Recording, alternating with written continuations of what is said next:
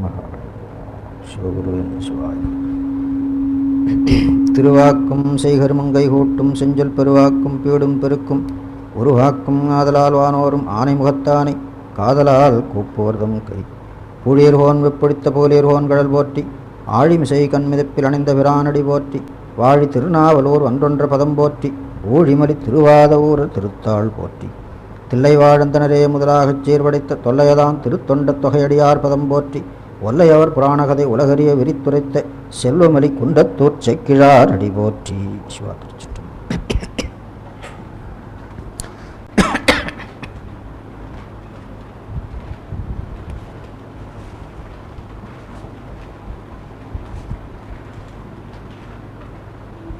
நண்பர்களே, திருவானைக்கா தேவார பதிகங்களில் திருஞான சம்பந்தமூர்த்தி சுவாமிகளுடைய பதிகம் வானைக்காவில் என்னும் தொடக்கத்தை உடையது. இப்பொழுது பார்க்க வேண்டும்.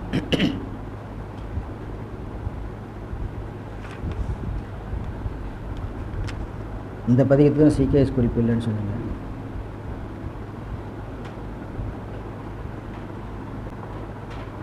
வானைக்காவில் வெண்மதி மல்கு புல்கு வார்சடை தேனைக்காவில் இன்மொழி தேவிபாகம் ஆயினான் ஆனைக்காவில் அண்ணலை அபயமாக வாழ்பவர் ஏனைக்காவல் வேண்டுவார் ஏதும் ஏதும் இல்லையே. இந்த பாடலில் ஆனைக்காவில் அண்ணலை அபயமாக வாழ்பவர்க்கு ஏதம் சிறிதும் இல்லை என்று சொல்லுகிறது. மூணாவது வரி ஆனைக்காவில் அண்ணலை அபயமாக வாழ்பவர், அதில் ஒன்றும் பிரச்சனை இல்லை. நாலாவது வரி கடைசியில் ஏதும் ஏதும் இல்லையே, ஏதம் ஏதும் இல்லைன்னு மாற்றிக்கணும். ஏதும்னா சிறிதும் அர்த்தம். இப்போ நாம் உலகத்தில் வாழ்ந்து கொண்டிருக்கிறோம். நமக்கு பல வகையில் பாதுகாப்பு தேடிக்கிறோம். நம்ம சொந்த உடல் பலத்தால் பாதுகாப்பு தேடிக்கிறோம். அப்புறம் நம்ம துணைவர்கள், சகோதரர்கள், மற்றவர்களால் பாதுகாப்பு தேடிக்கொள்ளுகிறோம். அப்புறம் பணத்தினால் பாதுகாப்பு தேடிக்கொள்ளுகிறோம். அதிகாரத்தினால் பாதுகாப்பு தேடிக்கொள்ளுகிறோம். இந்த பாதுகாப்பெல்லாம் நாம் ஏன் தேடிக்கிறோம் அப்படின்னா, நமக்கு ஏதாவது துன்பம் வந்துடுமோ அப்படிங்கிற ஒரு பயம் உள்ளுக்குள்ளே இருக்குது. அப்போ அந்த பயம் உள்ளவர்கள் அந்த பயத்தை போக்கிக் கொள்வதற்கு பாதுகாப்பு தேடிக்கொள்ள வேண்டும். அப்படி பாதுகாப்பாக இருக்கின்ற இடம் இருக்குது பாருங்கள். பாதுகாப்பாக இருக்கின்ற இடம், பொருள், இதுக்கெல்லாம் அபயம் அப்படின்னு, பயமின்மையை தருவது அப்படின்னு அர்த்தம். அச்சமின்மையை தருகின்ற இடம், அதுக்கு அபயம் அப்படின்னு. உலகத்தில் நிறைய பேர் பலவிதமான காவல்களை தேடுகிறார்கள். ஏன்னு கேட்டால் அவர்களுக்கு பலவிதமான ஆபத்துகள் இருக்கின்றன. அதனால் பலவிதமான காவந்துகளை தேடுகிறார்கள். உண்மையில் என்ன ஆகுதுன்னு கேட்டால், அவங்க தேடுகின்ற அந்த காவந்துகளையும் மீறி அவர்களுக்கு துன்பம் வந்து கொண்டிருக்கிறது. அப்போ அவங்க தேடின காபந்து ஒரு நிலையான நம்பகமான காபந்தாக இல்லை. எனவே ஒரே ஒரு இடம்தான் இருக்குது, ஆனைக்கா அண்ணல் தான். அவனை அபயம் புகுந்தால் உங்களுக்கு எந்த ஏதமும் வராது. எனவே உலகத்தில் உள்ளவர்கள் பாதுகாப்பு தேடுவது போல நீங்கள் பாதுகாப்பு தேட வேண்டாம். ஏனை காவல் வேண்டுவார். ஏனை மற்றைய என்பது திருவடியை அல்லாத மற்றைய. மற்ற என்பது உடல் பலம், ஆள் பலம், பணபலம், அதிகார பலம் என்பது.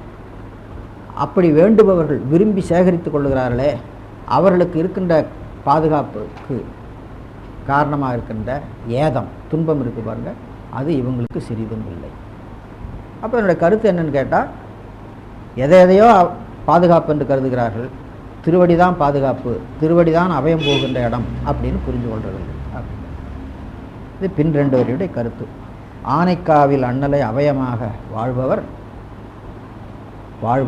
ஏனைக்காவல் வேண்டுவார் ஏதும் ஏதம் இல்லை.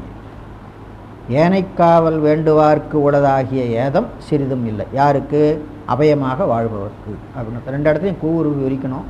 பின்னால் 4வது வரியில் பாடபேதமே உண்டு. ஏனைக்காவல் வேண்டுவார்க்கு ஏதும் ஏதம் இல்லையேன்னு. முன்னால் பாடபேதம் இல்லை, வாழ்பவர் ஏதம் இல்லை, வாழ்பவர்க்கு ஏதம் இல்லை என்று முடிக்கும். முன்னால் இருக்கிற 2 வரி திருவானைக்கா அண்ணலை பற்றி சொல்லுகிறது.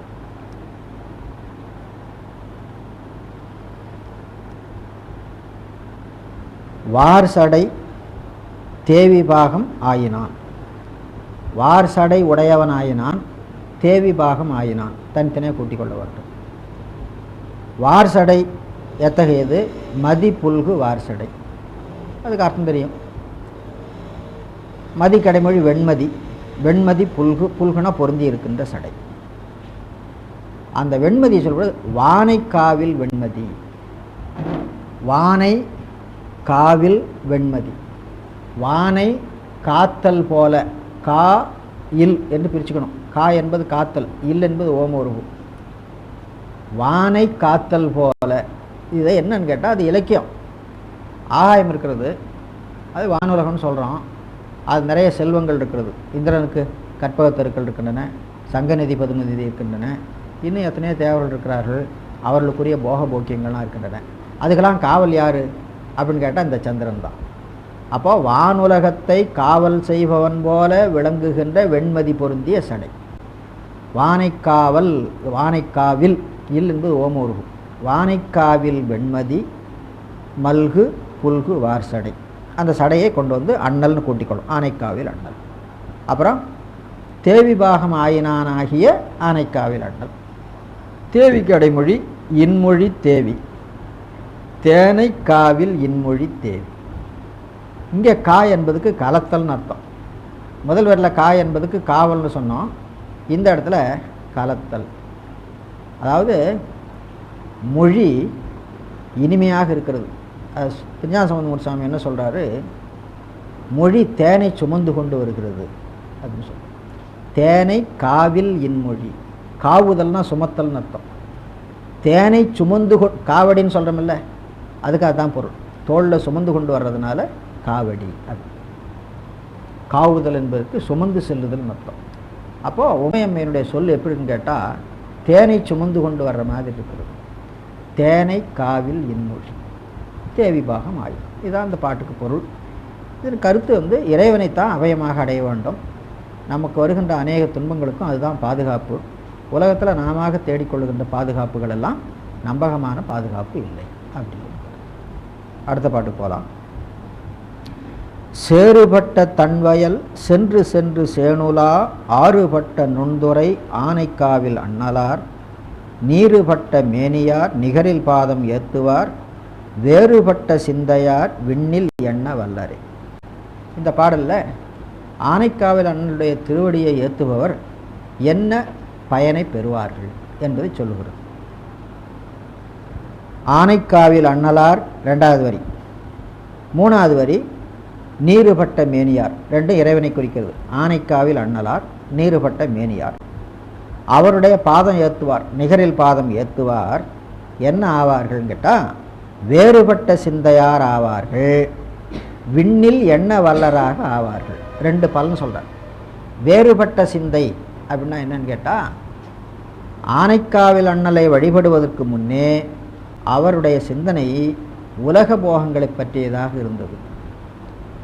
அப்போ உலக போகங்களை அனுபவிப்பதற்குரிய கருவியாகத்தான் அவருடைய சிந்தை என்பது அகக்கருவியில் ஒன்று, அந்த கரணத்தில் ஒன்று சிந்தை. உலக போகங்களை அனுபவிப்புக்குரிய கருவியாக இருந்தது. அப்போ அதுக்கு பசுகரணம் அப்படின்னு பேர். பசுகரணம் அப்படின்னு சொன்னால் ஆன்மாவுக்கு பசுபோதத்தை தரும்படியாக போகங்களை தருவதற்கு ஏதுவாகிய கருவி அப்படின்னு அர்த்தம். கரணம்னா கருவி, பசுனா ஆன்மா. பசுகரணம் ஆன்மாவினுடைய கருவின்னு அர்த்தம் இல்லை. ஆன்மாவுக்கு பசுத்துவத்தை மிகுவிப்பதற்குரியதாய் உலக போகங்களை அனுபவிப்பதற்கு கருவியாய் நிற்கின்ற கரணத்துக்கு பசுகரணம்னு பேர். இந்த பசுகரணம் சிவகரணமாக மாற வேண்டும். பசுகரணம் சிவகரணமாக மாற வேண்டும் என்று சொன்னால் என்ன அர்த்தம்னு கேட்டால், மாறுதல் ஒன்றும் நிகழாது. முதல்ல எப்படி இருந்ததோ அப்படியே தான் இருக்கும். ஆனால் அது உலக போகத்தை அனுபவிக்காமல் சிவபோகத்தை அனுபவிப்பதற்கு கருவியாக இருக்கும். அப்படியானால் அதுக்கு சிவகரணம் ஆயிற்று அப்படின்னு.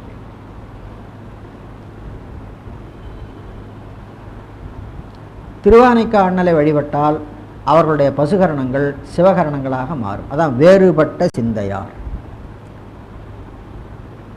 முன்னே இருந்த நிலையிலிருந்து வேறான ஒரு நிலையை அடைந்த சிந்தை. அப்போ முன்னே இருந்த நிலை என்பது பசுபோதத்துக்கு ஏதுவாக இருந்தது. இப்பொழுது வேறுபட்ட நிலையில் அது சிவபோகத்தை அனுபவிப்பதற்கு ஏதுவாக ஆயிற்று அப்படின்னு அர்த்தம் பண்ணணும். ஆனால் இங்கே ஒரு விஷயம் ஞாபகம் வச்சுக்கணும், இது தத்துவ ஞானத்தில் ரொம்ப நுணுக்கமான இடம். சில தத்துவ ஞானிகள், சைவர்கள் தான் அவங்களும், சில தத்துவ ஞானிகள் என்ன சொல்லுவாங்க, ஆன்மாவினுடைய கரணம் பசுகரணமாய் இருந்து சிவகரணமாய் சிவத்தை அனுபவிக்கும் அப்படின்னு சொல்லுவாங்க. எந்த இடத்திலும் கரணம் சிவத்தை அனுபவிப்பதில்லை, ஆன்மா தான் சிவத்தை அனுபவிக்கும். ஆன்மா அனுபவிப்பதற்கு கரணம் கருவியாக இருக்கும். ஆன்மா அனுபவிப்பதற்கு கரணம் கருவியாக இருக்கும் என்று சொன்னால், சிவத்தை அனுபவிப்பதற்கு திருவருள் தான் கருவியாக இருக்கும். அந்த திருவருள் பதிந்ததனால ஆன்மாவினுடைய கருவியை சிவகரணம் என்று சொல்கிறோமே தவிர, ஆன்மாவினுடைய கருவிகள் சிவத்தை அனுபவிப்பதற்கு பயன்படுவதே இல்லை. ஆனால் சில பேர் சொல்லுவாங்க, பசுகரணம் சிவகரணமானால் சிவத்தை அறிந்து அனுபவிக்கலாம் அப்படின்னு சொல்லுவாங்க. அப்படி அனுபவிக்கிறது கிடையாது. அனுபவிப்பது ஆன்மா தான், காரணம் அனுபவிப்பதில்லை. காரணத்துக்கு அனுபவம் கிடையாது, காரணம் கருவி தான். இதான் சித்திர பாடலில் சொல்லுவாங்க, சுட்ட சட்டி சட்டுவம் கரிச்சுவை அறியுமோ அப்படின்னு. சுட்ட சட்டினா சமைச்ச பாத்திரம், சட்டுவம் இதை தொழாவதுக்கு பயன்படுத்துகிற கரண்டி முதலியன. அதுக்கு அந்த தயார் செய்யப்பட்ட பதார்த்தத்தினுடைய சுவையை அறிய முடியுமோ? இது உப்பு அதிகமாக இருக்குது, புளி அதிகமாக இருக்குன்னு சொல்லுமோ? அந்த கருவியினால் எடுத்து ஒருவன் சாப்பிட்டு பார்த்தா அவனுடைய நாக்கு தான் அது சொல்லும், கரண்டி சொல்லாது. அதுபோல் இதை ரொம்ப பெருசாக சித்திர பாட்டில் எல்லோரும் சொல்லுவாங்க. இப்போல்லாம் யாரும் பேசுகிறதில்ல. நாஸ்திகம் ரொம்ப அதிகமாக பரவிட்டு இருந்த காலத்தில் சொற்பொழிவாளர்கள் வாக்கில் இதுதான், நட்டகல்லை தெய்வம் என்று 4 புஷ்பம் சாத்தியே சுற்றி வந்து முனமுனத்து சொல்லும் மந்திரம் ஏதடா, நட்டக்கல்லு பேசுமோ நாதனுள் இருக்கவே சுட்ட சட்டி சட்டுவோம் கரிச்சுவை அறியும். இதில் 4வது வரியை மட்டும்தான் அவங்க எடுத்துக்குவாங்க, முன்னால் வரியை எடுத்துக்குவாங்க, நட்டக்கல்லை தெய்வம் என்று அப்படின்னு. நாதன் உள்ள இருக்கவேங்கிறத எடுத்துக்கிட்டாங்கன்னா அவங்கள பாராட்டலாம், அதை விட்டுருவாங்க. நாதன் உள்ள இருக்கவேங்கிறத விட்டுருவாங்க. நட்டக்கல்லு பேசுமோ அது சுற்றி வந்து முனமுனத்து சொல்லும் மந்திரம் ஏதடா. அப்போ அவங்க என்ன நினைக்கிறாங்க, அந்த சித்தர்கள் என்ன நினைக்கிறாங்க, இந்த திருமேனி இருக்குது இல்லையா, சிலா விக்கிரகம், அது வந்து சிவம் வெளிப்படுவதற்கு ஒரு இடமாக வைத்து கொள்ளப்பட்டது தான், அதுவே சிவம் இல்லை. எனவே அதுவே சிவமாக நின்று நமக்கு எந்த அனுபவத்தையும் கொடுக்க போகிறதில்லை.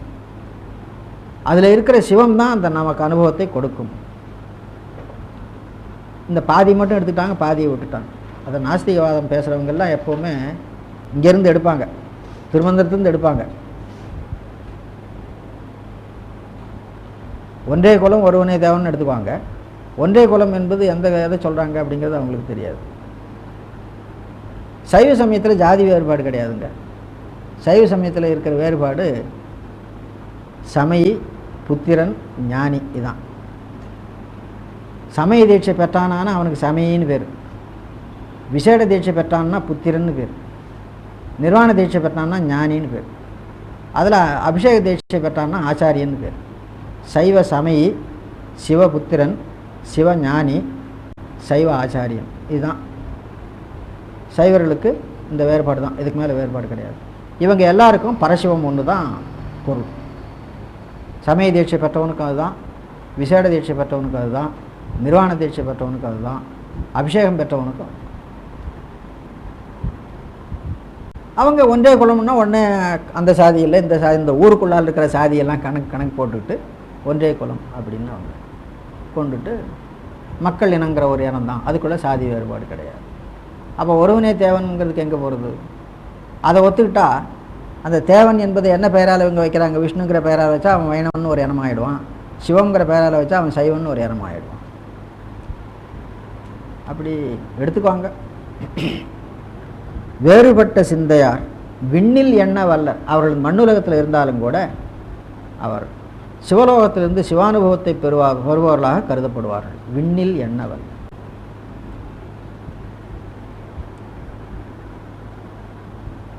உரன் என்னும் தோட்டியான் ஓரைந்தும் காப்பான் வரன் என்னும் வைப்பிற்கோர் வித்து அப்படின்னு ஒரு திருக்குறள்.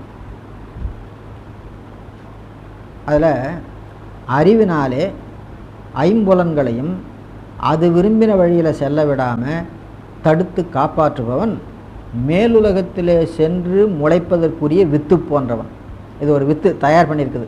இதை எங்கே விதைச்சி முளைக்க வைக்கிறது அப்படின்னு கேட்டால் வரன்னா மேல் உலகம்னு அர்த்தம். வரன் என்னும் வைப்பிற்கோர் வித்து. அப்போ மண்ணுலகத்தானாயினும் ஈண்டு பிறந்து இருந்து வரும் மகன் அல்லன் என்பது கருத்து அப்படின்னு எழுதுவாங்க. அவன் இருக்கிறது மண்ணுலகம்தான். ஆனால் இந்த மண்ணுலகத்தில் இருக்கிற மற்ற மக்கள் இறந்து பிறந்து வருகிறார்களே, அதை போல் அவர்கள் இறந்து பிறந்து வரமாட்டார்கள். அங்கே பிறப்பதற்குரிய வித்தாக இவன் இங்கே இருப்பான் அப்படின்னு சொல்லி. அதுபோல் ஆனைக்கா அண்ணலை வழிபடுபவர்கள் விண்ணில் எண்ண வல்லர். அவங்க இருக்கிறது மண்ணுலகத்தில் தான் இருப்பாங்க, ஆனால் விண்ணில் எண்ண வல்லராக இருப்பார்கள். அப்போது அது சுருக்கமாக சொன்னால் ஜீவன் முத்தராக இருப்பார்கள். ஜீவன் முத்தர் என்பது நாம் சாஸ்திரத்தை என்னென்னமோ பண்ணிகிட்டு இருக்கிறோமில்ல, இந்த பக்தி மார்க்கத்தில் ஒரே ஒரு வழி, ஆனைக்கா அண்ணலை வழிபடுங்கள், நீங்கள் ஜீவன் முத்த நிலை அடையலாம். ஜீவன் முத்த நிலைன்னா என்ன? இந்த உடம்போடு இந்த உலகத்தில் இருந்து கொண்டும் திருவடி அடைந்தால் என்ன அனுபவத்தை பெறுவோமோ அந்த அனுபவத்தை பெறுவது, அதுக்கு தான் ஜீவன் முத்த நிலை அப்படின்னு. அதுக்காக தான் அந்த சிந்தையை வேறுபட்ட சிந்தை அப்படின்னு கொண்டு வரும். வேறுபட்ட சிந்தையார் விண்ணில் எண்ண வல்லரை. அதுக்கு மேலே சேறுபட்ட தன்வயல் சென்று சென்று சேன் உலா ஆறுபட்ட நுண்துறை ஆனைக்காவல். சேன் உலாவுகின்ற ஆறு, அந்த ஆற்றிலே தோன்றிய நுண்ணிய பல பல துறைகள், அந்த துறைகளை உடைய ஆனைக்கா அப்படின்னு ஆற்றினுடைய பெருமை சொல்லியிருக்கிறோம். அந்த ஆற்றினுடைய தண்ணீர் மிகுதியினால் வயல்களெல்லாம் சேறுபட்டு விளைவதற்கு தகுதி உடையதாக இருக்கிறது. சேறுபட்ட தன்வயல் ஆனைக்கா சேன் சென்று சென்று உலாவும் ஆறுபட்ட தன்துறை ஆனைக்கா நுண்துறை ஆனைக்கா என்று தனித்தனி. நீருபட்ட மேனியார் நிகரில் பாதம் ஏத்துவார் வேறுபட்ட சிந்தையார் விண்ணில் எண்ண வல்லரை. தாரமாய மாதரால் தானோர் பாகம் ஆயினான் ஈரமாய புன்சடை ஏற்ற திங்கள் சூடினான் ஆரமாய மார்புடைய ஆனைக்காவில் அண்ணலை வாரமாய் வணங்குவார் வல்வினைகள் மாயுமே. இந்த பாட்டில் ஆனைக்கா அண்ணலை வணங்குபவர்களுடைய வினை மாயும் என்று சொல்லப்பட்டது. ஆனைக்காவில் அண்ணலை வாரமாய் வணங்குவார்கள். வாரம்னா அன்புன்னு அர்த்தம். வாரமாய் வணங்குவார் வல்வினைகள் மாயும். அந்த ஆனைக்காவல் அண்ணலுக்கு அடைமொழி ஆரமாய மார்புடை ஆனைக்கா அண்ணல். இது இந்த ஸ்தலத்து வரலாறு. உறையூர் சோழன் காவிரியில் மூழ்கிற பொழுது மார்பில் அணிந்த ஆரம் ஆற்றோடு போயிற்று. அவன் ஆனைக்கா அண்ணலுக்கு சமர்ப்பணம்னு சொல்லிவிட்டான். அதை ஆனைக்கா அண்ணலுக்கு திருமஞ்சனம் ஆட்டுவதற்காக தீர்த்தம் எடுக்க வந்த குடத்தில் அது புகுந்தது. அவரும் அதை அறியாமல் அப்படியே கொண்டு போய் திருமஞ்சனம் ஆட்டினார். அது அவனுடைய மார்பிலே அணிகலமாக விளங்கிற்று. அந்த அணிகலத்தோடு இந்த சோழனுக்கு காட்சி கொடுத்து நீ விடுவித்த ஆரத்தை நாம் அணிந்து கொண்டோம் அப்படின்னு காட்டினான் அப்படின்னு சொல்லிட்டு ஆரமாய மார்புடை ஆனைக்கா அண்ணல். அப்படின்னா நம்ம கையை விட்டு போகிற பொருளெல்லாம் சிவார்ப்பணம்னு சொல்லிட வேண்டியது. அது ஏவந்துக்கிட்டு பண்ணணும்னு பண்ணணும், ஆண்டவனுக்கு முடிஞ்சு போச்சு. அப்போ அதை பற்றி கவலை இல்லாமல் இருக்கலாம்னு அர்த்தம். உலகிலுக்கு இது எப்படி பயன்படும் அப்படின்னு கேட்டால், கையை விட்டு பொருள் போச்சுன்னா வருந்தாதீங்க, எவன் எடுத்துக்கிட்டானோ என்ன பண்ணானோன்னு நினைக்காதீங்க. ஒரே ஒரு வார்த்தை சிவார்ப்பணம். கொடுக்குற பொழுது அப்படி தான் கொடுக்கணும். ஒருத்தருக்கு ஒரு பொருள் கொடுக்குற பொழுது நான் உனக்கு கொடுத்தேன், நான் உங்கள்கிட்ட வந்து வாங்கிட்டேன் அப்படின்லாம் கொடுக்குறவனும் சிவார்ப்பணம்னு சொல்லி கொடுக்கணும், வாங்கினவனும் சிவார்ப்பணம்னு சொல்லி தான் வாங்கணும். அதுதான் முறை. எந்த பொருளை கொடுத்தாலும் சிவார்ப்பணம் என்று சொல்லி கொடுக்கும்.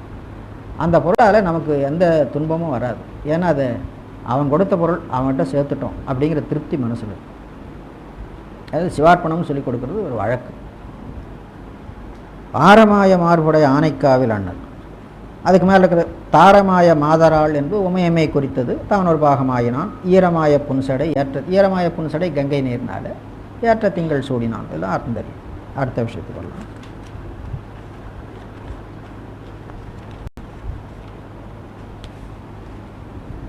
விண்ணில் நன்னு புல்கிய வீரமாய மால்விடை சுண்ண வெந்நீர் ஆடினான் சூலமேந்து கையினான் அண்ணல் கண் ஒரு மூன்றினான் ஆனைக்காவு கைதொழ எண்ணும் வண்ணம் வல்லவர்க்கு ஏதம் ஒன்றும் இல்லையே. கை தொழுதால் தான் பலன் இல்லை, தொழ வேண்டும் என்று நினைத்தாலே பலன் உண்டு என்று சொல்லுகிறது. இந்த மூணாவது வரி பாருங்க. ஆனைக்காவு கைதொழ எண்ணும் வண்ணம் வல்லவர்க்கு. கைதொழ வேண்டும் என்று நினைக்க வல்லவர்களுக்கே தீங்கு எதுவும் இல்லை அப்படின்னு சொல்லுகிறார். அதுக்கு மேலே இருக்கலாம் இறைவனை பற்றியதுங்க. விண்ணின் நன்னு மால்விடை புல்கிய மால்விடை வீரமாய மால்விடை. புல்குதல் என்பதுக்கு பொருந்துதல் அர்த்தம், தழுவுதல் அர்த்தம். இந்த இடத்துல பொருந்திய அர்த்தம். அதாவது இறைவனுக்கு பொருந்திய விடை. இறைவன் செல்லுகின்ற வழியிலே வான் வழியை செல்லுவதற்கு அது வாகனமாக உதவுகிறது. விண்ணின் நன்னு புல்கிய வீரமாய மால்விடை. மால்விடை என்பது மால்விடையை உடையவன் என்று ஆண் விகுதி சேர்த்துக்கணும். சுண்ண வெந்நீர் ஆடினான். சுண்ண வெந்நீருங்கிறத வெந்நீர் சுண்ணமாக ஆடினான்னு மாற்றிக்குவோணும். சுண்ணம் என்பது பொடி, வாசனை பொடி, அழகுக்காக பூசிக்கொள்வது, வாசனைக்காகவும் அழகுக்காகவும் பூசிக்கொள்வது. பழைய காலத்தில் அந்த வாசனை பொடி தயார் பண்ணுறதே ஒரு பெரிய கலை. வாசனை பொடி தயார் பண்ணுறது, வாசனை சாந்து தயார் பண்ணுறது, இது ஒரு பெரிய கலை. மகளிர்கள் அவங்கவுங்க தயாரித்த சுண்ணத்தை, சாந்தினை யார் தயாரித்தது நல்லா இருக்குது பாருங்கள் அப்படின்னு அவங்கவுங்ககிட்ட கொடுத்து அபிப்பிராயம் கேட்பாங்க. அந்த மாதிரிலாம் காப்பியங்களில் பாடியிருக்கிறாங்க. சிவபெருமானுக்கு சுண்ணம் எது? நாம் தான் என்னவோ பலவிதமான வாசனை சாந்துகள், வாசனை பொடிகள்லாம் தயார் பண்ணி பூசிக்கிறோம். அவனுக்கு திருநீர் தான். எனவே சுண்ண வெந்நீர் ஆடினான் என்பதை சுண்ணத்தை வெந்நீருக்கு அடைமொழி பண்ணக்கூடாது. வெந்நீரை சுண்ணமாக ஆடினான். சுண்ணம்னா பூசுகின்ற பொடியாக, மேலே பூசுகின்ற பொடி. நாமெல்லாம் அலங்காரத்துக்கும் வாசனைக்கும் பூசுகின்ற பொடி வேறு ஏதோ இருக்க? இப்போ மட்டும் இல்லை, பழைய காலத்துலையும் இருந்ததுங்க. ஒரு இலக்கியத்தில் பாடியிருக்கான், ரொம்ப ரொம்ப உயர்வு நிகழ்ச்சி. ஒரு நாளைக்கு பூசினா 7 நாளைக்கு வாசனை விடாது. பெருங்கதைன்னு ஒரு காப்பியம் உண்டு, அதில் அப்படி பாடியிருக்கிறான். அந்த மாதிரி வாசனை பொருள்கள்லாம் தயார் பண்ணி அனுபவிச்சிருக்காங்க. நீராடுறதுக்கு எவ்வளோ அருமையான தீர்த்தம் தயார் பண்ணியிருக்காங்க சிலப்பதிகாரத்தில். 24 வகையான பொருள்களை தண்ணீரில் ஊற வச்சு, அந்த தண்ணீரை 24 பொருள் 32 பொருள் கணக்கு உண்டுங்க. 32 வகை ஓமாளிகை அப்படின்னு பேர். அதெல்லாம் தண்ணீரில் ஊற வச்சு அந்த தண்ணீர்னால குளிக்கிறது. இது சிலப்பதிகாரத்தில் பேசப்படுகிற மாதவியை பற்றி சொல்லப்படுது. அப்படி சொல்லியிருக்கிறாங்க. இது எதுக்கு சொல்கிறேன்னா, வாசனை பொருள்களில் ஆசை என்பது பழைய காலத்திலேருந்து இருந்துகிட்ருக்கு. அது ஒரு நாகரிகமாகவே இருந்திருக்கு. சுண்ணம் தயார் பண்ணதில் ஒத்துக்கு போட்டியே வந்துட்டு, அது ஒரு பெரிய கதையாக ஒரு காப்பியத்தில் பாடியிருக்கிறான் சிவக சிந்தாமணியில். ஆண்டவனுக்கு அந்த சுண்ணம்லாம் தேவையில்லை, சாம்பல் தான், அதுதான் அவருக்கு சுண்ணம். அது சொல்கிறார். எனவே சுண்ண வெண் சந்தன சாந்தும்லாம் பாடுறோம்ல, அந்த சுண்ணத்தை இப்படி தான் வெண் சந்தன சாந்து சுண்ணமாக அப்படி பண்ணிக்கணும். சுண்ணமாகவும் சாந்தாகவும். சரி. சுண்ண வெந்நீர் ஆடினான், சூலம் ஏந்து கையினான், அண்ணல் கண் ஒரு மூன்றினான், ஆனைக்காவு கைதொழ எண்ணும் மன்ன வல்லவர்க்கு ஏதம் ஒன்றும் இல்லை. ஒன்றும் இல்லை என்பதுக்கு சிறிதும் இல்லைன்னு அர்த்தம் பண்ணணும். வெய்ய பாவம் கைவிட வேண்டுவீர்கள். எல்லாருக்கும் இதுதான் ஆசை. தெரிஞ்சோ தெரியாமலோ பாவத்தை செய்துடுறோம். அது ரொம்ப கொடுமைங்கிறது பின்னால் தெரியுது. அது நம்ம கையை விட்டு போகணும். என்ன செய்யலாம்? அதுக்கு உண்டான பலனை அனுபவித்து தான் போக வேணும்னா அது முடியாத காரியம். அப்போ அதுக்கு வேறு ஏதாவது வழி உண்டா அப்படின்னு கேட்டால் வழிபாடு தான் வழி, வேறு ஒரு வழியும் இல்லை. அது சொல்கிறார். வெய்ய பாவம் கைவிட வேண்டுவீர்கள், ஆண்ட சீர் மைகுள் கண்டன், வெய்ய தீ மாலையாடு காதலான். தீயாடு காதல் விருப்பமுடையவன், தீயினை ஏந்தி ஆடுகின்ற விருப்பம். மாலை என்பது இங்கே இரவு என்ற பொருளில் வைத்துக்கொள்ள வேண்டும். இல்லை என்றால் இயல்பு என்ற பொருளில் தீயின் இயல்பினால் ஆடுகின்றவன் என்று வைத்துக்கொள்ளலாம். கொய்ய விண்ட நாள் மலர் கொன்றை துன்று சென்னி. கொன்றை துன்று சென்னி, துண்டுனா நெருங்கி இருக்கின்ற சென்னின்னு அர்த்தம். கொன்றை எல்லாருக்கும் தெரியும். அதுக்கு ஒரு அடைமொழி கொடுத்துருக்கிறார், அதுதான் ரொம்ப முக்கியமாக கவனிக்க வேண்டியது. கொய்ய விண்ட நாள் மலர். நாள் மலர்னா அன்னன்னைக்கு பூக்கின்ற புதிய மலர், அதுக்கு நாள் மலர்னு பேர். பறிக்கிறதுக்கு முன்னே செடியில் அது மலரக்கூடாது. அப்போ கொய்ய விண்ட நாள் மலர், பறித்ததனாலே மலர்கின்ற மலர். அப்போ பறிப்பதற்கு முன்னே அது மலரவில்லை, பறித்த பின்னர் தான் மலரணும். அது மலர்றதுக்கு முன்னே திருவடியில் அது சாத்திடணும், திருவடியில் சாத்தின பொழுது அது மலரணும். இதுதான் மலர் எடுத்து வழிபடுகின்ற முறை. அதை கொய்ய விண்ட நாள் மலர் அப்படின்னு போட்டிருக்காரு, கவனிக்குவாங்க. கொய்ய விண்ட நாள் மலர் கொன்றை துன்று சென்னியம் ஐயன் மேய பொய்கை சூழ் ஆனைக்காவு சேர்மினி. வெய்ய பாவம் கைவிட வேண்டுவீர்கள், ஆனைக்காவு சேர்மின். மேலே பாட்டில் எண்ணும்னு சொன்னார். முதல்ல வழிபாடு சொன்னார், அப்புறம் வழிபடுறதுக்கு முன்னே நினைத்தல் உண்டு இல்லையா, அதை சொன்னார். இப்போ என்ன சொல்கிறான்னு கேட்டால், நினைக்கிறதும் கூட வேண்டாம், நீங்கள் அந்த ஸ்தலத்துக்கு போய் சேருங்க போதும். ஆனைக்காவை சென்று சேருங்க, உங்கள் பாவம் நீங்கும். ஆனைக்காவை நினைங்க, நீங்கள் விண்ணவர்களாக முடியும். ஆனைக்காவை வழிபடுங்கள், உங்களுக்கு எந்த விதமான அபாயமும் வராது அப்படின்னு சொல்லி சொல்கிறார். நானும் ஓரு சாரு முன் நகையும் உட்கும் நன்மையும் பேணுராத செல்வமும் பேச நின்ற பெற்றியான் ஆணும் பெண்ணுமாகிய ஆனைக்காவில் அண்ணலார் காணும் கண்ணும் மூன்றொடை கரைகொள் மிடரன் அல்லனே. ஆனைக்காவில் இருப்பவன் யார் என்று கேட்டால், காணும் கண்கள் மூன்றுடையவன், கரைகொள் கண்டன். காணும் கண்கள் மூன்றுடையவன் என்பது அவன் ஞானம் உடையவன் என்பதை உணர்த்திட்டு, முக்கண்ணில் மூன்றாவது கண் ஞானத்துக்கு அடையாளம். ஏனைய 2 கண்ணும் உலகுக்கு ஒளி செய்வது. எனவே எல்லாருக்கும் அறிவு கொடுப்பவன் அவன். அவன் அதனால் ஞானியாக இருக்கிறான். கரைகொள் மிடரன், எல்லா இடத்திலும் அருளுடையவனாக இருப்பான். அருள் காரணமாகத்தான் அவன் நஞ்சினை உண்டான். அதனால் காணும் கண்கள் மூன்றோடை கரைகொள் கண்டன் அல்லனே.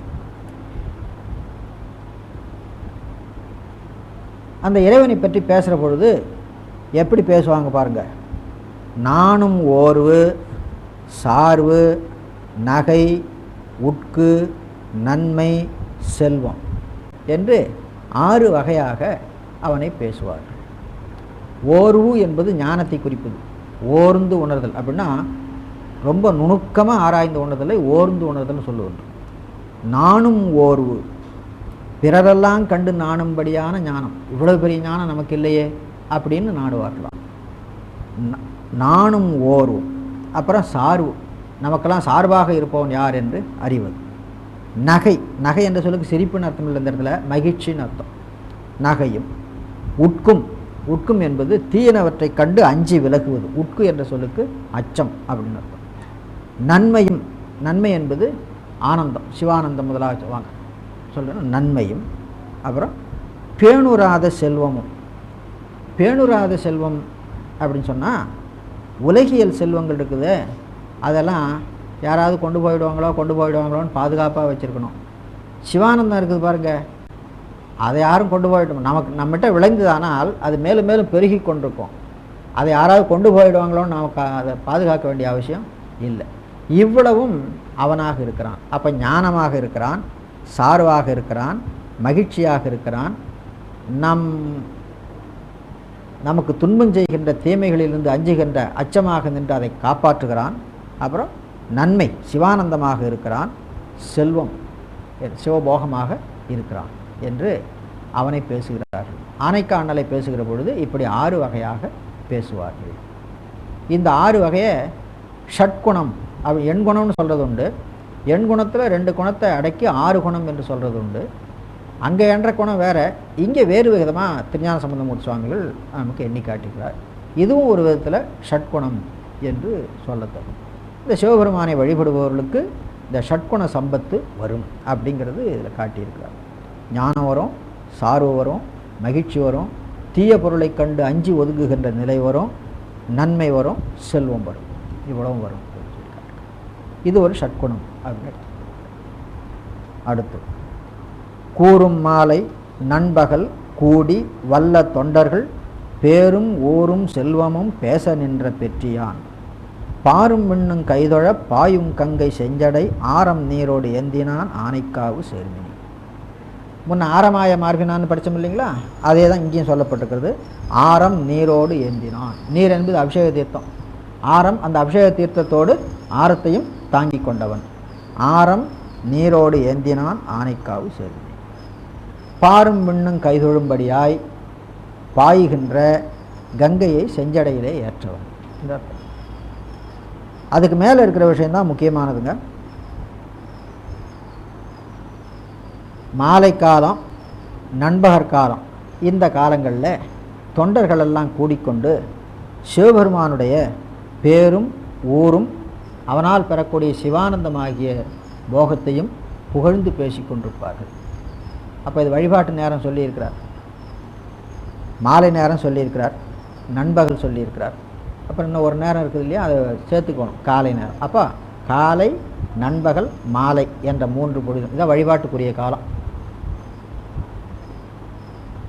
காலை சந்தின்னு சொல்கிறோம், உச்சிக்காலம்னு சொல்கிறோம், சாயரட்சை அப்படின்னு சொல்கிறோம்.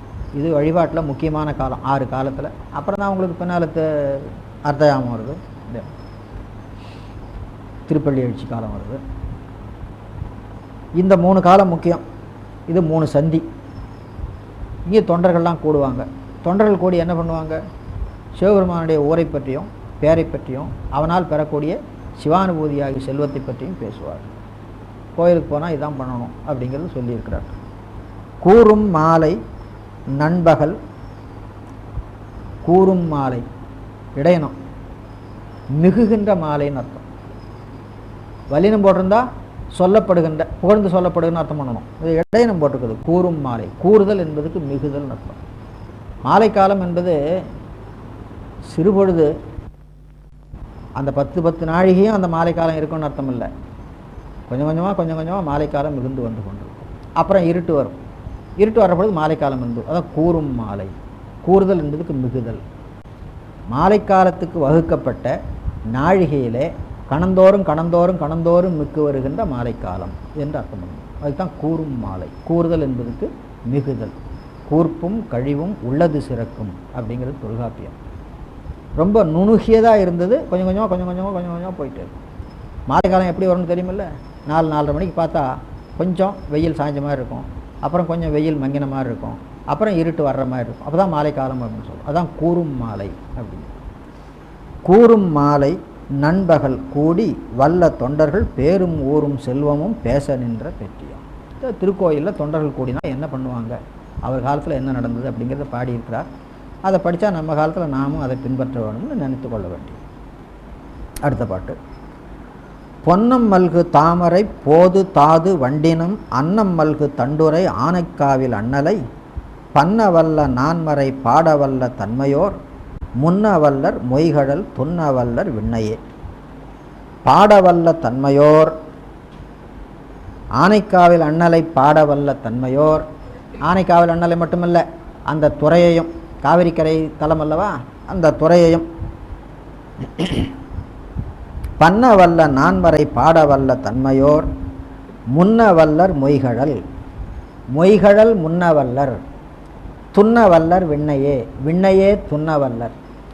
முன்னவல்லர்னா தியானிக்க வல்லவர்கள் அர்த்தம். முன்னுதல் என்ற சொல்லுக்கு நினைத்தல் அர்த்தம். இந்த இடத்துல தியானித்தல் அர்த்தம்.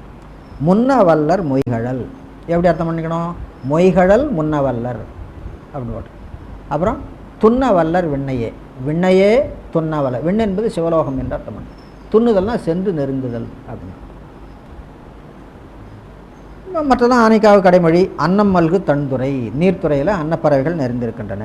அப்புறம் பொன்னம் மல்கு தாமரை போது தாது வண்டினம். தாமரை போதிலே தாது ஊதுகின்ற வண்டினம். தாது என்பது மகரந்தம், அதை ஊதுதல் என்பது அதுலேருந்து தேன் எடுக்கிறது பாருங்கள், அது தாது ஊதுதல் அப்படின்னு சொல்கிறேன். பொன்னம் மல்கு தாமரை, பொன் மல்கு தாமரைன்னு அர்த்தம் பண்ணணும். அம் என்பது சாரியை, அதுக்கு பொருள் இல்லை. பொன்னம் மல்கு தாமரை, பொன் மல்கு தாமரை. பொன் மல்கு தாமரை என்பது, பொன் என்பது திருமகளுக்கு ஒரு பெயர். திருமகள் நிறைந்து தங்கி இருக்கின்ற தாமரை, எனவே பொன்னம் மல்கு தாமரை. பொன்னம் மல்கு தாமரை போது, போதுன்னா மலர். தாது வண்டினம் அன்னம் மல்கு தண்டுரை ஆனைக்காவில் அண்ணலை. தாது ஊதுகின்ற வண்டினமும் அன்னமும் நிறைந்திருக்கின்ற ஆனைக்கா என்று அர்த்தம் பண்ணணும். பன்னவல்ல நான்மறை பாடவல்ல தன்மையோர். பன்னவல்ல நான்மறை பாடவல்ல தன்மையோர். அண்ணலை நான்மறையால் பாட வேண்டும். பன்னவல்ல நான்மறை, அந்த நான்மறை ஆனைக்கா அண்ணலை பேசுகிறது. ஆகையினாலே அந்த நான்மறையை நாம் பாட வேண்டும். பண்ணுதல்னா பேசுதல்னு அர்த்தம். பேசுதல் என்பது பலகாலம் பேசுதல்னு அர்த்தம். அதுக்கு தான் பண்ணுதல்னு பேர். சும்மா ஒரு தடவை சொல்லி விட்டுட்டு அதுக்கு சொல்லுதல்னு பேர். திரும்ப சொன்னால் பண்ணுதல்னு பேர். உலக வழக்கத்தோட அவன் பண்ணி பேசுகிறான் அப்படின்னு சொல்லுவான். பண்ணவல்ல தன்மையார். பண்ணவல்ல நான்மறை பாடவல்ல தன்மையோர் முன்னவல்லர் மொய்கழல் துன்னவல்லர் விண்ணையே. ஊனொடுண்டல் நன்றென ஊனொடுண்டல் தீதென ஆன தொண்டர் அன்பினால் பேச நின்ற தன்மையான்.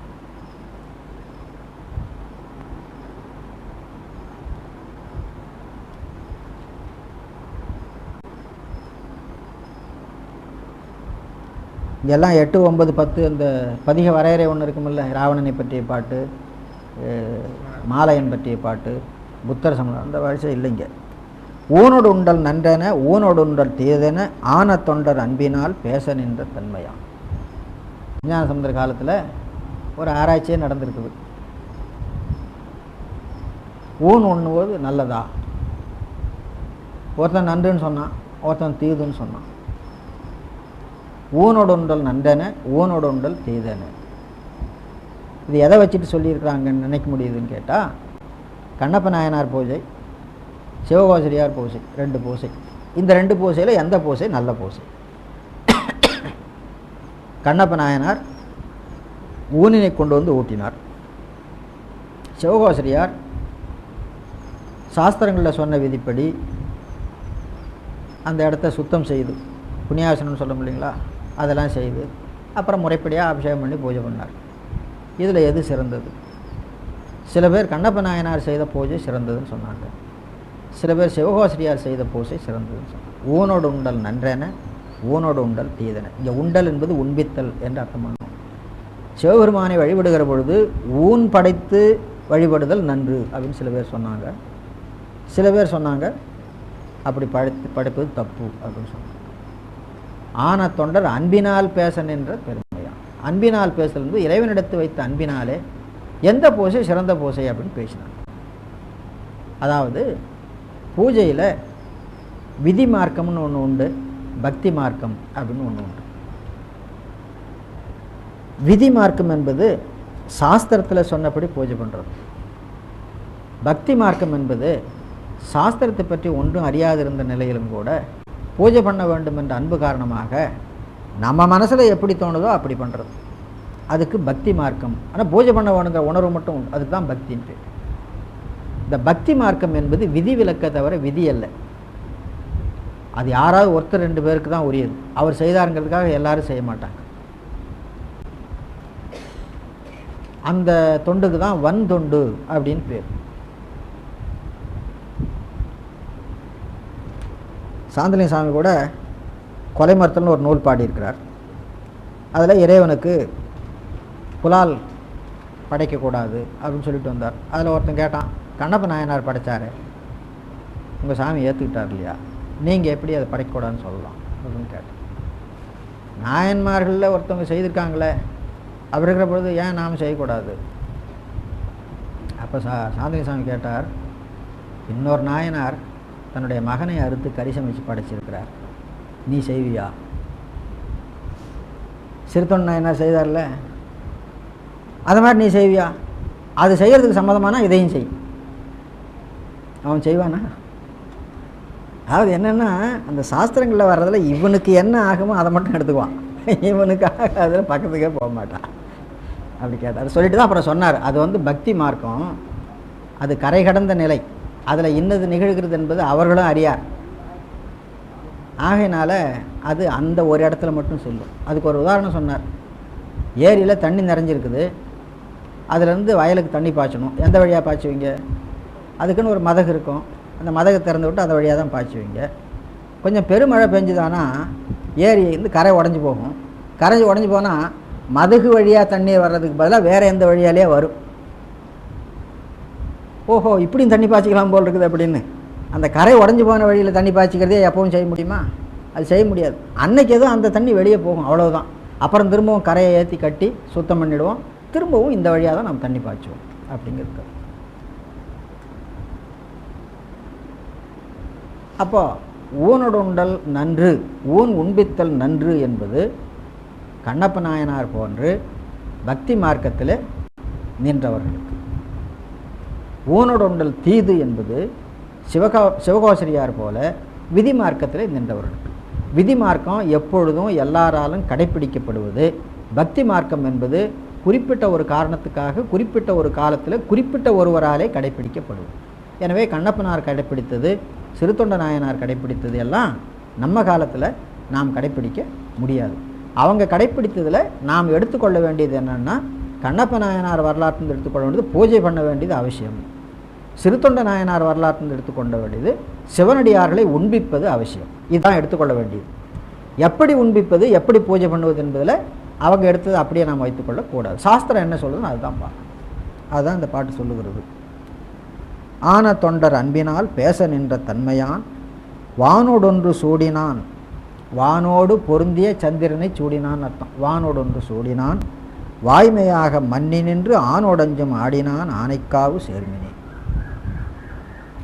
கையில் உண்ணும் கையரும் கடுக்கள் தின் கழுக்களும் மெய்யை போர்க்கும் பொய்யரும் வேத நெறியை அறிகிலார் தையல் பாகம் ஆயினான் தளரதுருவத்தான் எங்கள் ஐயன் மேய பொய்கை சூழ் ஆனைக்காவு சேர்மினே. இந்த பாட்டு இவர்களை பற்றியது. கையில் உன் கையர், கையில ஏற்றுண்பவர்கள் சமணர்கள். கடுக்கள் தின் கழுக்கள், இதுவும் சமணர்களை பற்றியது. அவர்கள் எப்பொழுதும் கடுக்காய் மென்று கொண்டிருப்பார்களாம். அதுக்காக மெய்யை போர்க்கும் பொய்யர், இது பௌத்தர்கள். இது ரொம்ப நயமாக பாடியிருக்கிறார். மெய்யை போர்க்கும் பொய்யர். மெய்யினா உடம்பு, உடம்பை துவராடையால் போர்த்தி கொள்வார்கள். இது பௌத்தர்களுடைய வேடம். மெய்யை போர்க்கும் பொய்யர். அதுக்கு இன்னொரு பொருள் என்ன? மெய்ப்பொருளை மறைத்து விட்டு பொய்ப்பொருளை மக்களுக்கு போதித்து கொண்டு போர். எனவே மெய்யை போர்க்கும் பொய்யர் அப்படின்னு 2 பொருளில் வர்ற மாதிரி இந்த தொடர் அமைஞ்சிருக்கு. மெய்யை போர்க்கும் பொய்யரும் வேத நெறியை அறிகிறார். வைதிக மார்க்கத்தை அவர்கள் அறியவில்லை. எனவே அவர்கள் அவ்வாறு செய்வார்கள். வைதிக மார்க்கத்தில் இருக்கின்ற நாம் அவ்வாறு செய்யக்கூடாது. அது சொல்கிறார். தையல் பாகம் ஆயினான் தழலது உருவத்தான் எங்கள் ஐயன் மேய பொய்கை சூழ் ஆனைக்காவு சேர்மினி. ஊழி ஊழி வையகத்து உயிர்கள் தோற்றுவானோடும் ஆழியானும் காண்கிலா ஆனைக்காவில் அண்ணலை. ஊழி ஊழி வையகத்து உயிர்கள் தோற்றுவானோடும், திருமாலும் பிரம்மனும் காணாத 10வது பாட்டில் கடைசியில் கொண்டு வந்து திருக்கடைக்காப்பில் வச்சிருக்கிறார். இது 9வது பாட்டில் வர வேண்டியதில்லை. ஊழி ஊழி வையகத்து உயிர்கள் தோற்றுவானோடும், இந்த 9வது பாட்டுக்கு ஊனொடுன்றல் நன்று ஊனொடுன்றல் தீதுங்கிறத சமண பௌத்தர்கள் மேலே ஏற்றி உரை சொல்கிறதும் உண்டு. சமணன் ஊன் உண்பது தீதுன்னு சொல்லுவான், பௌத்தன் ஊன் உண்பது நன்றுன்னு சொல்லுவான். ஏன் நன்றுன்னு சொல்லுவான் அப்படின்னா, அவனுக்கும் கொல்லாமை உடன்பாடு, நாம் கொல்லக்கூடாது, அடுத்தவன் கொன்றா பரவாயில்ல, அவன் கொண்டு வந்து கொடுத்தானா சாப்பிட்றலாம். பௌத்தர்களுடைய கொள்கைங்க, நாம் கொன்று ஊன் உண்ணக்கூடாது, அடுத்தவன் கொன்று சமைத்து கொண்டு வந்து கொடுத்தானா சாப்பிட்றலாம், அதில் நமக்கு பாவம் இல்லை. இப்படி ஒரு கொள்கை. அதை வச்சும் கூட அந்த பாட்டுக்கு அர்த்தம் சொல்கிறது உண்டு. ஆனால் கந்தசாமி பிள்ளை நான் முதல்ல சொன்ன மாதிரி தான் உரை எழுதிட்டது. இப்போ நான் சொன்னதெல்லாம் கந்தசாமி பிள்ளை உரை. ஊழி ஊழி வையகத்து உயிர்கள் தோற்றுவானோடு, உயிர்கள் தோற்றுவான் என்பது பிரம்மனை. அங்கே உயிர்கள் தோற்றுவான் என்பதுக்கு அர்த்தம் ஒழுங்காக பண்ணிக்கணும். உயிர்கள் தோற்றுவானா உயிர்களை படைப்பான்னு அர்த்தம் பண்ணக்கூடாது. உயிர்களை படைப்பான்னு அர்த்தம் பண்ணால் சைவ சித்தாந்தத்துக்கு விரோதமாயிடும். உயிர்கள் படைக்கப்படுவன் அல்ல, அனாதி நித்தியமாக இருப்பன. அப்போ உயிர்கள் தோற்றுவான் என்பதுக்கு அர்த்தம் உயிர்களுக்கு தனுகரணாதிகளை கொடுத்து உலகத்திலே உலவ விடுவான் அப்படின்னு அர்த்தம். ஊழி ஊழி பல ஊழி காலமாக அதை செய்து கொண்டிருக்கிறான். வையகத்து உயிர்கள் தோற்றுவானோடும் ஆழியானும் காண்கிலா ஆனைக்காவில் அண்ணலை காழிஞான சம்பந்தன் கருதி சொன்ன 10 இவை வாழியாக கற்பவர் வல்வினைகள் மாயுமே. எப்படி கற்க வேணும்? வாழியாக கற்க வேண்டும். வாழியாகனா வாழ்வதற்குரிய காரணம். இந்த பதிகம் நாம் வாழ்வதற்குரிய காரணமாக இருக்கிற பதிகம் என்று கருதி கற்க வேண்டும். அப்படி கற்பவர்களுக்கு வல்வினைகள் மாயும். அடுத்த பதிகத்துக்கு போகலாம்.